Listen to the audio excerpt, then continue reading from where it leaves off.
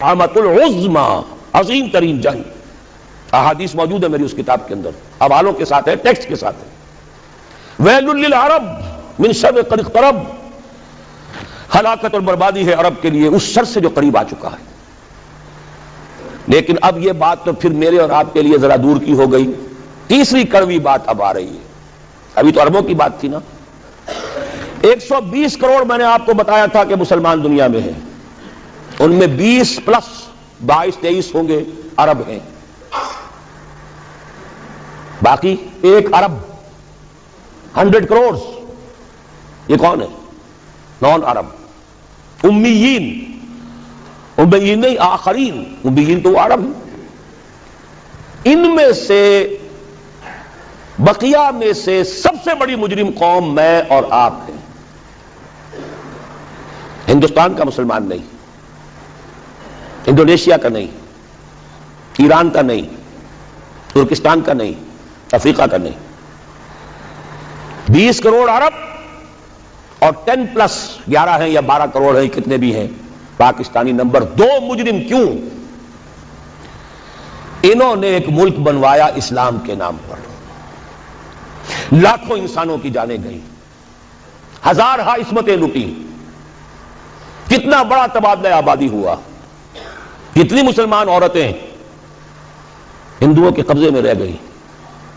کس نام پر؟ ہمیں اسلام کے لیے ملک چاہیے. قائد اعظم نے فرمایا ہم اس لیے پاکستان چاہتے ہیں اسلام کے اصول حریت و اخوت و مساوات کا ایک نمونہ عہد حاضر میں پیش کریں. 50 برس ہو چکے ہیں. نوٹ کر لیجئے، 2 حساب ہے نا، ایک ہے شمسی، ایک ہے قمری. قمری کے حساب سے 50 برس ہو چکے، 9 مہینے زائد ہو چکے ہیں. شمسی حساب سے 50 برس میں 9 مہینے کم ہیں. بس اتنا ہی فرق ہے. اگلے اگست میں ہو جائے گا نا 50 برس کرسچین ایرا سے. 1997 1947 اگست تک کتنے مہینے رہ گئے؟ اور قمری حساب سے جو گزشتہ رمضان مبارک تھا اس کی 27ویں کو 50 مکمل ہو چکے، آگے 9 مہینے اور گزر چکے. ہم بالکل بیچ میں بیٹھے ہیں اس وقت. تو اسلام کہاں ہے؟ پاکستان بننے کے بعد ایمانداری سے دیکھیے کس چیز میں اضافہ ہوا ہے. بدمعاشی، عیاشی، جھوٹ، فحاشی، عریانی، بے پردگی، غبن، بد امنی، لوٹ مار، بڑے سے بڑے جرائم، گھناونے سے گھناونے جرائم، سب میں اضافہ. وہ اصول حریت و اخوت مساوات کہاں ہیں؟ ساری معیشت سود پر، اللہ اور اس کے رسول کے خلاف اعلان جنگ. آج ہم IMF کی ایک اسامی ہے، کورٹ آف وارڈ ہے. اتنے کھل کر باتیں ہمارے بزرگ کر رہے ہیں، ہمارے لیے کوئی اور چارہ کار ہے ہی نہیں. میں ابھی سکھر میں تھا، وہاں ایک مذاکرہ دیکھنے کا مجھے موقع مل گیا ٹی وی پر.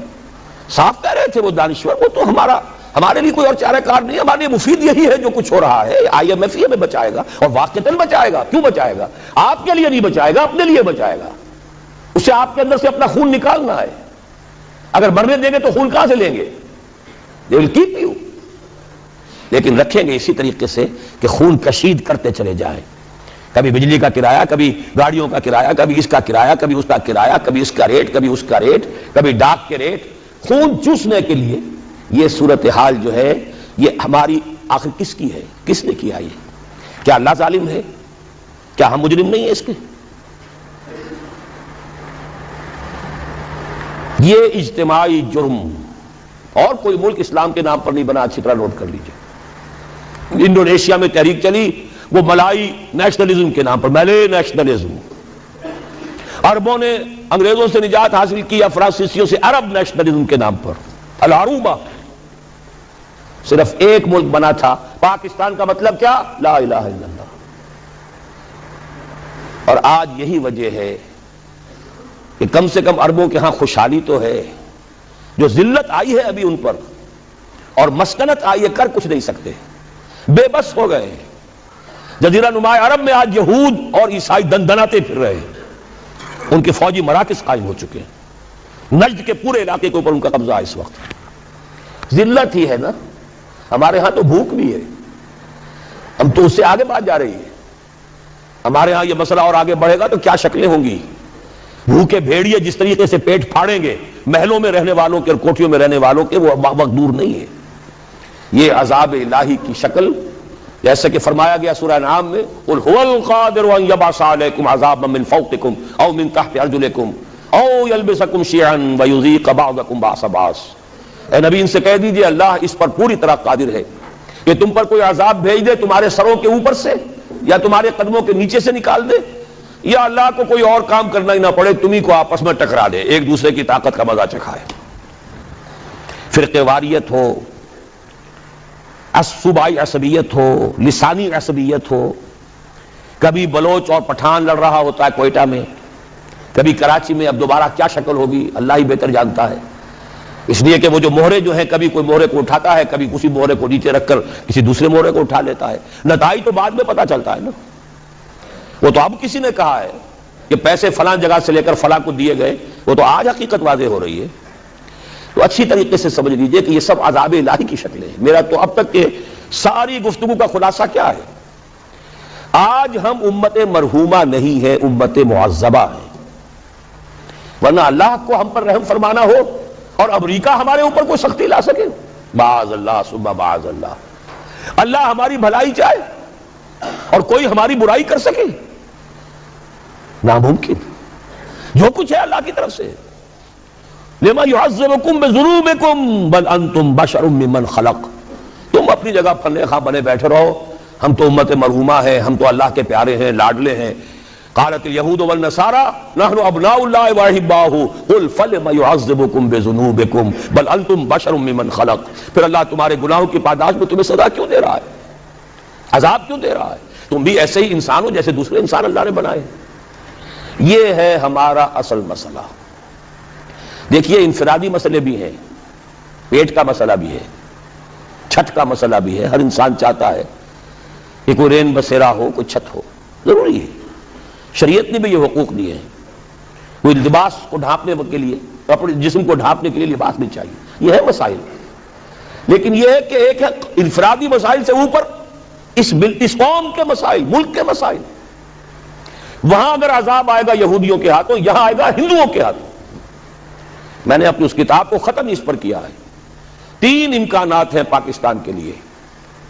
جو کچھ ہم اب تک کر چکے ہیں، جو ہم نے عہد وعدہ خلافی کی ہے، ہم نے اب تک کوئی اسلام نافذ نہیں کیا، وعدہ خلافی کی ہے.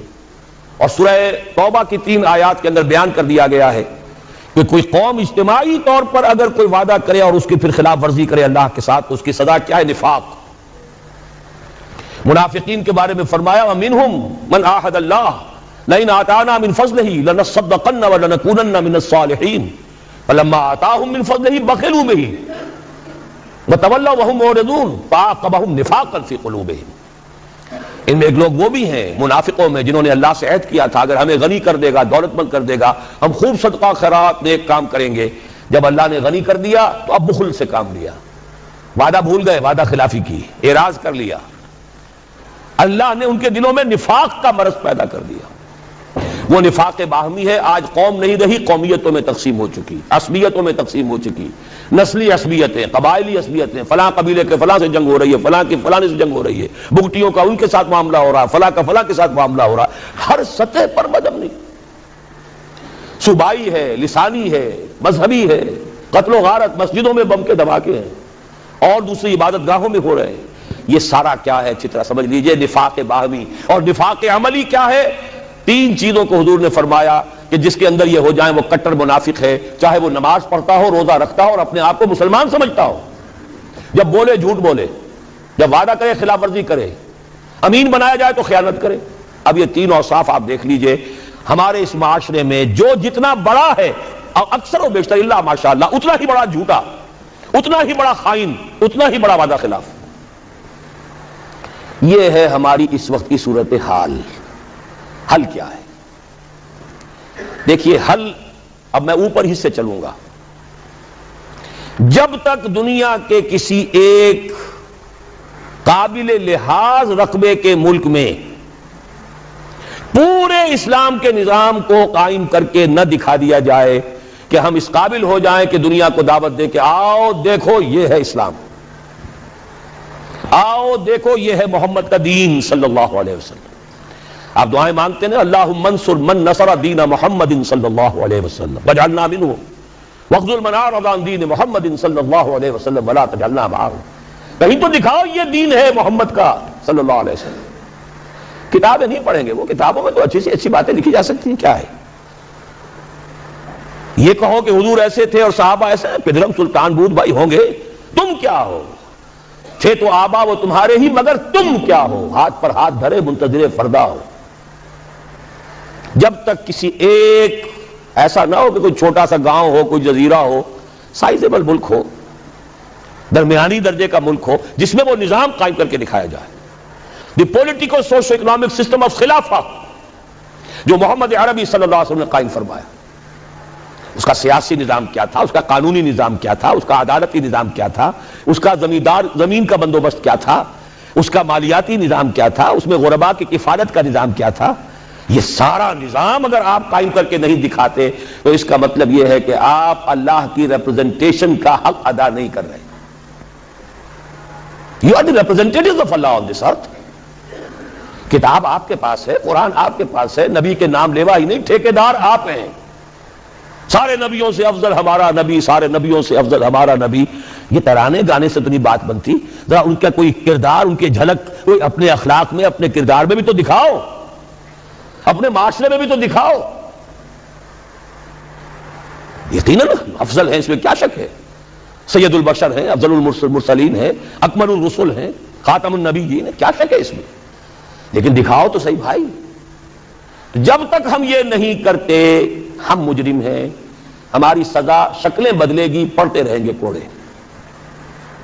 اچھی طرح سن لیجیے، کبھی وہ کوڑا افغانستان میں ہوگا، کبھی وہ کشمیر میں ہوگا، کبھی اریٹریا میں ہوگا، کبھی فلپائنز میں ہوگا، کبھی چچنیا میں ہوگا، کبھی بوسنیا میں ہوگا، کبھی صومالیہ میں ہوگا، کبھی کہیں اور ہوگا، کبھی عراق میں ہوگا. وہ کوڑے پڑتے رہیں. ہے تو ایک ہی جسد ہے نا امت محمد کا.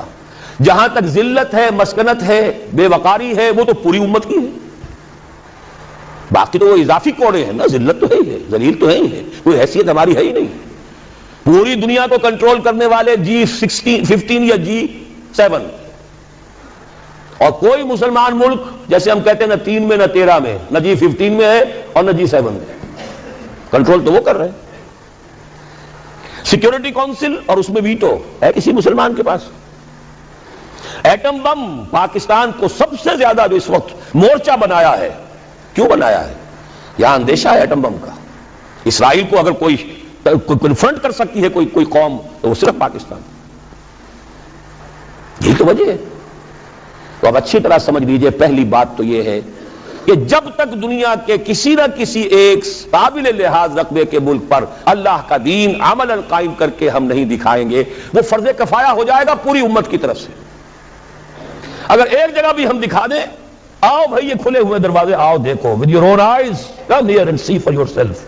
This is Islam. This is the رحمت of محمد صلی اللہ علیہ وسلم.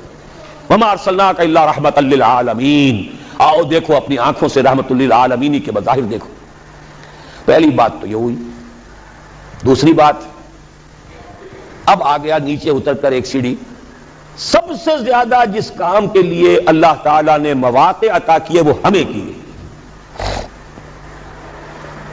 چند چیزیں میں گنوا دینا چاہتا ہوں. ختم نبوت کے بعد سب سے بڑا دینی منصب مجددین امت. ان اللہ یبعث فی ہذہ الامہ علی راس کل 100 عام من یجدد لہا دینہا. 1000 برس تک سارے مجددین عالم عرب میں آئے اور 11ویں صدی سے شروع ہو گئے ہندوستان میں. مجدد الفسانی رحمت اللہ علیہ، شاہ ولی اللہ دہلوی رحمت اللہ علیہ، سید احمد بریلوی رحمت اللہ علیہ. پھر 14ویں صدی میں حضرت شیخ الہند، علامہ اقبال جیسا مفکر، مولانا مودودی جیسا مصنف، مولانا الیاس جیسا مبلغ پوری دنیا میں کہیں نظر نہیں آئے. کوئی وجہ تو ہے، اللہ نے سلیکٹ کیا ہے. ان اللہ اصطفیٰ آدم و نوحا وآل ابراہیم وآل عمران علی العالمین. اللہ چن لیا کرتا ہے نا. پھر خلافت ختم ہوئی تو تحریک صرف یہاں چلی، کہیں چلی. اور کتنی غیرت تھی، کتنے لوگوں نے جیلوں کے اندر جا کر جو ہے جیلوں کو آباد کیا، کتنوں نے ہجرت کر لی، چلے گئے افغانستان چلے گئے. یہ تو اس صدی کی تاریخ ہے، بدقسمتی ہماری ہے کہ ہم اس سے بھی واقف نہیں۔ بولی اماں محمد علی کی جان بیٹا خلافت پہ دے دو، ساتھ ہیں تیرے شوکت علی بھی، جان بیٹا خلافت پہ دے دو، اس سے پورا ہندوستان گونج گیا تھا۔ گاندھی شریک ہوا، وہ تو جیسا میں بتا چکا ہوں وہ ایک ترک کے ہاتھوں کام ختم کرا لیا۔ اب کیا کرو گے تم؟ مدعی سست گواہ چست۔ پھر پوری دنیا میں مسلمان ممالک آزادی ہوئے، بظاہر آزاد، حقیقتاً تو کوئی بھی ابھی آزاد نہیں۔ ظاہری آزادی جو ملی ہے تو اس میں صرف ایک ملک کے لیے اسلام کا نعرہ لگا، پاکستان کا مطلب کیا؟ لا الہ الا اللہ، کہیں اور نہیں۔ پھر پاکستان بنا ہے تو معجزہ، پوری دنیا مانتی ہے کہ معجزہ، کسی حساب کتاب میں نہیں۔ میری کتاب ہے استحکام پاکستان، میں نے ثابت کیا ہے تمدن، سیاست، ریاست کے کسی اصول سے ثابت نہیں کیا جا سکتا کہ پاکستان بننا چاہیے تھا۔ It is a miracle. پھر پاکستان بننے کے بعد اتنا بڑا میریکل ہوا ہے، 10 کروڑ تھے ہم اس وقت، مشرقی اور مغربی پاکستان دونوں کے ملا کر، اور 10 کروڑ عوام کی نمائندہ دستور ساز اسمبلی نے فیصلہ کیا حاکمیت اللہ کے لیے ہے، ہمارے لیے نہیں۔ قرارداد مقاصد، سروری زیبا فقط اس ذات بے ہمتا کو ہے، حکمراں ہے ایک وہی، باقی بتان آزری۔ 1949 میں قرارداد مقاصد پاس ہوئی، 1950 میں اور بڑا معجزہ ہو گیا، آج اس کا ہم تصور نہیں کر سکتے۔ شیعہ، سنی، دیوبندی، بریلوی، جماعت اسلامی، اہل حدیث، 6 جماعتوں اور